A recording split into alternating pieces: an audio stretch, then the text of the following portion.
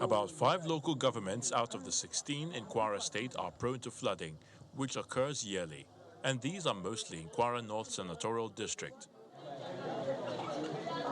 The Hydroelectric Power Producing Areas Commission, HYPERDEC, as part of efforts to know how to help the communities, has conducted a needs assessment exercise in the area and now meeting the stakeholders to tell them of its findings.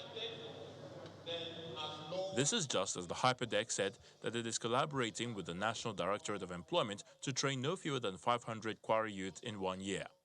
We have reached an advanced stage with National Directorate for Employment for the transformation of 490 youths of Kwara State origin.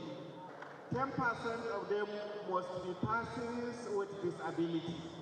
30% must be women, and the rest is a fight for all. It can be man, it can be woman, whatever. In his remarks, Kwara State Governor Abdurrahman Abdurrazak, represented by the Secretary to the State Government, Professor Sha'aba Jibril, said that many of the HYPERDEC communities are exposed to environmental degradation, flooding, and continue to suffer untold hardship since their livelihoods is solely dependent on fishing and farming.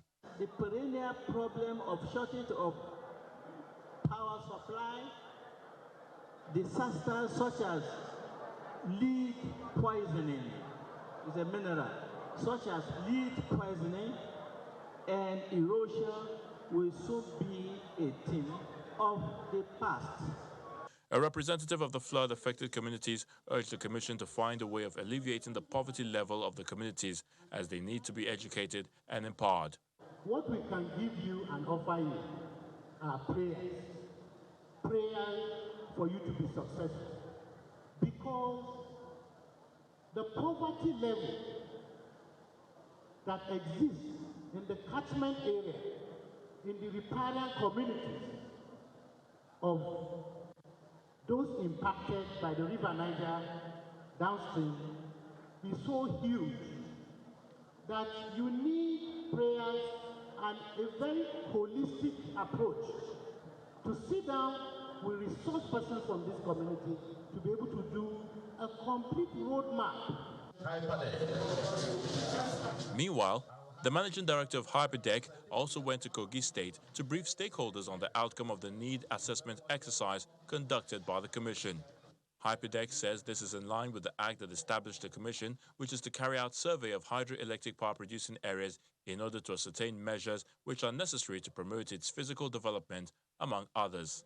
In his opening speech, Mr. Abubakar Yelwa explained the readiness of the Commission to relocate the people under the Murtala Bridge called Edeha communities to a high hill. He said 250 two-bedroom flats will be built for about 180 households that will be moved away to a safe place. This, among other things, will also be done for other communities. We promise to build two-bedroom house for each household to the place where they are staying. If these people are resettled, that area should not be used for dwellings, again, for building houses. It should be used for something to improve on the environment and the beauty of the city.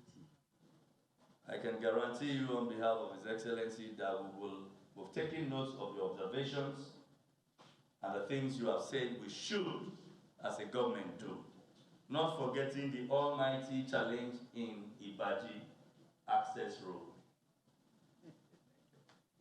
And I like as you count it, it's going to be a synergy between yourself, global funding partners, the federal government of Nigeria, and Kogi State government, because it's a Herculean task.